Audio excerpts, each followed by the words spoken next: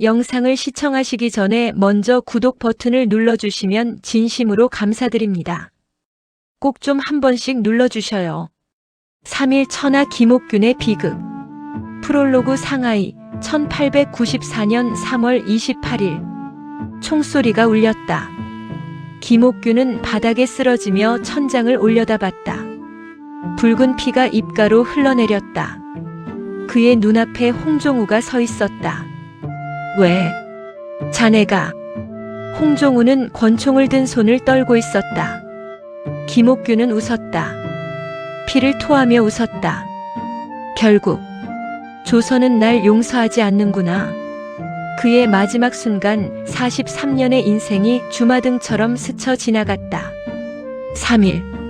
단 3일 동안 세상을 바꾸려 했던 남자. 그리고 그 3일 때문에 10년을 도망쳐야 했던 남자. 이제 그 도망도 끝이었다. 일장 천재 양반의 위험한 꿈. 1851년 조선 충청도. 김옥균은 양반 집안의 아들로 태어났다. 머리가 좋았다. 아니, 너무 좋았다. 10살 때 이미 사서 삼경을 다 읽었고 20살에 과거에 급제했다. 조선 최고의 엘리트 코스를 밟고 있었다. 하지만 그에게는 문제가 하나 있었다. 생각이 너무 많았다. 이상하지 않나? 25살의 김옥균은 친구 박영효에게 물었다. 뭐가? 이 나라 말일세. 양반은 세금을 안 내고 백성만 쥐어짜고 능력 있는 평민은 버림받고 무능한 양반은 대우받고 이게 나라인가? 박영효는 주위를 둘러봤다. 자네 그런 소리 함부로 하지 말게. 죽고 싶나? 난 진심일세. 김옥균의 눈빛이 달라져 있었다.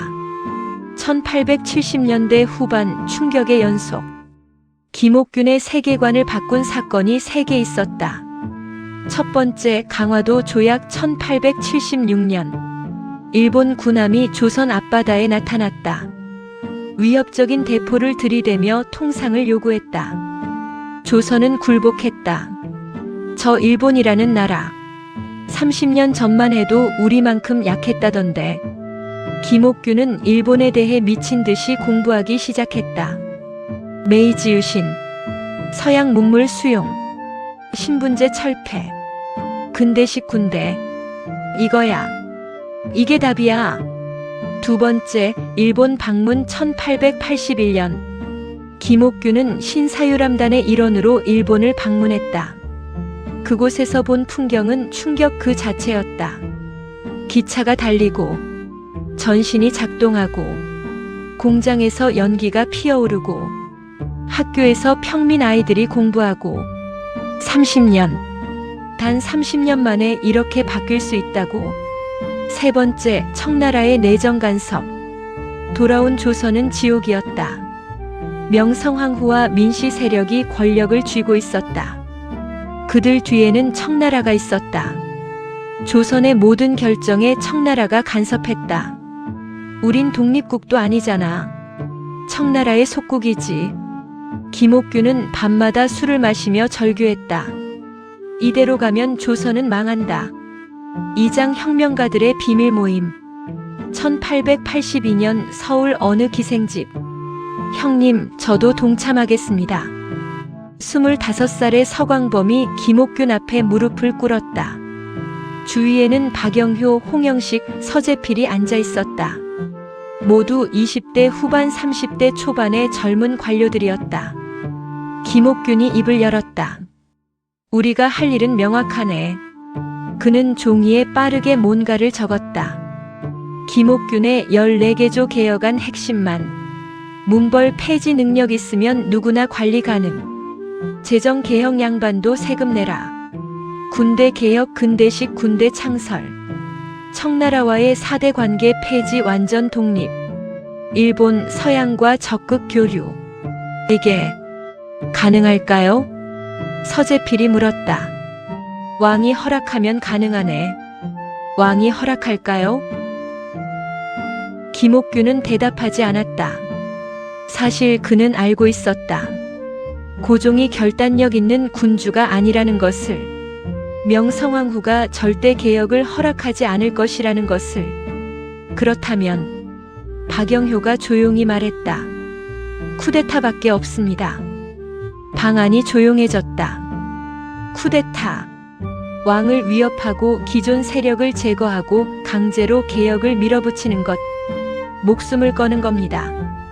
김옥균이 말했다. 각오되었나? 모두 고개를 끄덕였다. 삼장갑신정변 72시간의 드라마. 1884년 12월 4일 오후 8시 우정국 낙성식. 새로 지은 우체국 건물의 개관식이 열렸다. 조선의 고위 관료들이 모두 모였다.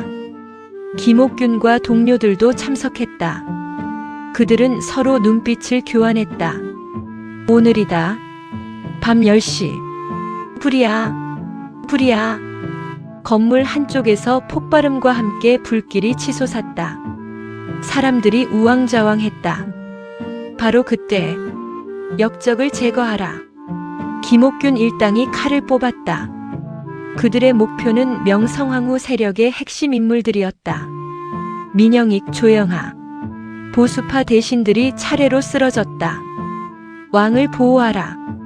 그들은 미리 준비한 일본 군인 200명과 함께 창덕궁으로 달려가 고종을 보호했다. 사실상 연금이었다. 12월 5일 새벽 왕 앞에서 전하, 이제 새로운 조선을 만들어야 합니다. 김옥균은 고종 앞에 무릎을 꿇고 14개조 개혁안을 올렸다. 고종은 떨고 있었다. 밖에는 일본 군인들이 지키고 있었다. 선택의 여지가 없었다. 알았다. 허락한다. 성은이 만극하옵니다. 새 정부 구성. 영의정 이재원 명목상, 좌의정 홍영식, 우의정 박영효, 군국기무처 김옥균. 20대, 30대 젊은이들이 조선의 권력을 쥐었다. 역사상 전례 없는 일이었다. 12월 5일 오후 개혁의 시작. 발표하라. 14개조 개혁안이 선포되었다. 문벌 폐지, 과부 제가 허용, 인재 등용, 재정 개혁. 한양 거리에는 경문이 나붙었다. 하지만 백성들의 반응은 싸늘했다. 저게 뭔 소리야? 양반들끼리 싸우는 거 아니야? 청나라가 가만히 있을까? 김옥균은 몰랐다. 개혁의 가장 큰 적은 보수파가 아니라 무관심이라는 것을. 12월 6일 위기의 조짐. 형님, 큰일 났습니다. 서재필이 달려왔다. 청나라 군대 1500명이 조선에 들어왔습니다. 김옥균의 얼굴이 굳었다. 일본군은 200명 뿐입니다. 그리고 서재필이 말을 더듬었다. 일본 공사가 말하길 청나라와 싸울 수 없다고 합니다. 뭐? 일본은 약속을 어겼다. 아니, 애초에 제대로 된 약속도 없었다. 김옥균의 착각이었다. 12월 7일 새벽 72시간의 끝. 궁궐 밖에서 총소리가 들렸다. 청나라 군대가 공격해왔다. 일본군은 도망쳤다. 형님, 도망쳐야 합니다. 왕은 이미 청나라 군대에 넘어갔습니다. 고종은 청군이 구출했다는 명목으로 그들의 품으로 들어갔다. 아니, 도망쳤다. 김옥균은 무릎이 꺾였다. 3일. 단 3일 만에 모든 게 끝났다. 도망칩시다. 지금. 박영효가 김옥균의 팔을 잡았다. 홍영식은, 서광범은 다 죽었습니다. 김옥균과 박영효, 서재필 등 몇 명만이 일본 배를 타고 도망쳤다. 뒤에는 불타는 한양이 있었다. 사장 망명자의 10년. 1885년 일본 도쿄. 이게 조선 역적의 집이라고? 초라한 단칸방. 거기서 김옥균은 누워 있었다. 3일 천하의 주인공. 조선 최초의 쿠데타 리더. 그는 이제 아무것도 아니었다. 일본 정부는 그를 이용만 하고 버렸다. 돈도 지위도 없었다. 심지어 조선 자객들이 수시로 그를 노렸다. 형님 드세요. 서재필이 찬밥을 가져왔다. 자네는 미국으로 가게. 형님은요? 난 여기 남겠네. 언젠가는. 김옥균은 창밖을 보며 중얼거렸다. 조선이 날 부를 거야. 하지만 조선에서 들려온 소식은 잔혹했다. 김옥균의 가족 전원 처형, 재산 몰수, 김옥균 체포 시 거액의 상금. 형님은 이제 조선으로 돌아갈 수 없습니다. 김옥균은 술만 마셨다. 밤마다 술을 마시며 같은 말을 되뇌었다. 내가 뭘 잘못했나? 오장 배신의 총성. 1894년 3월 상하이. 김 선생 오랜만입니다. 홍종우가 찾아왔다. 조선에서 온 젊은이였다. 자네는? 저도 개화파입니다. 선생님을 존경합니다. 홍종우는 정중했다. 친절했다. 그리고 설득했다. 청나라 고관들이 선생님을 만나고 싶어 합니다. 조선 개혁을 도울 수도 있다고. 김옥균은 의심했다. 하지만 너무 외로웠다. 너무 간절했다. 알았네. 1894년 3월 28일 호텔 밤. 김옥균과 홍종우가 마주 앉았다. 선생님, 제가 차를 가져오겠습니다. 홍종우가 일어났다. 그리고 뒤에서 권총을 꺼냈다. 탕! 김옥균이 쓰러졌다. 왜? 자네가. 죄송합니다, 선생님. 홍종우는 떨리는 목소리로 말했다.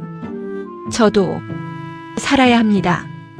조선 정부가 제 가족을 잡고 있습니다. 그래서 네. 선생님을 죽이면 가족을 풀어준다고 했습니다. 김옥균은 웃었다. 피를 토하며 웃었다. 결국 조선은 날 용서하지 않는구나. 그의 눈이 감겼다. 43세. 조선 최초의 개혁가 김옥균의 마지막이었다. 육장 죽어서도 역적. 시신의 귀환. 더 끔찍한 일은 그 다음이었다. 김옥균의 시신은 조선으로 송환되었다. 그리고 능지처참. 이미 죽은 시신을 다시 찢었다. 머리는 효수되어 거리에 내걸렸다. 팔다리는 전국 각지에 보내져 전시되었다. 역적의 최후를 보라. 백성들은 돌을 던졌다. 침을 뱉었다. 하지만 그중 몇몇은 조용히 눈물을 흘렸다. 저 양반이 뭘 잘못했다고. 에필로그. 그로부터 10년 후 1904년 조선 갑오개혁이 일어났다. 그 내용은 문벌 폐지, 과부 제가 허용, 신분제 철폐, 재정개혁. 김옥균이 20년 전에 외쳤던 바로 그것들이었다. 아이러니하지 않나? 늙은 박영효가 중얼거렸다. 그는 살아남아 조선으로 돌아왔다. 김옥균이 목숨 걸고 주장했던 걸 조선은 일본의 압력으로 어쩔 수 없이 받아들였어. 만약 조선이 20년 일찍 개혁했다면, 만약 백성들이 김옥균을 이해했다면, 만약 고종이 결단력이 있었다면 역사는 달라졌을까? 클로징. 김옥균은 누구였나? 역적인가 영웅인가? 그는 조선을 배신한 친일파로 기억되기도 하고 조선을 너무 일찍 깨우려 한 비극적 개혁가로 기억되기도 한다. 하지만 확실한 건 하나다. 김옥균은 조선을 사랑했다. 방법이 잘못됐을 수는 있다. 시기가 빨랐을 수는 있다. 외세를 끌어들인 것이 실수였을 수는 있다. 하지만 그는 조선이 망하는 걸 보고만 있을 수 없었던 사람이었다. 그래서 3일 동안 세상을 바꾸려 했다. 그리고 그 3일 때문에 목숨을 잃었다. 만약 김옥균이 20년만 늦게 태어났다면 그는 아마 독립운동가로 기억됐을 것이다. 하지만 그는 너무 일찍 태어났다. 시대를 앞서간 사람의 운명은 언제나 비극이다. 김옥균 1851년부터 1894년까지 3일 천하의 주인공. 조선이 용서하지 않은 남자. 내가 죽거든 내 무덤 앞에 이렇게 써달라. 조선을 사랑한 죄인이라고. 김옥균의 마지막 유언 전해지는 바에 의하면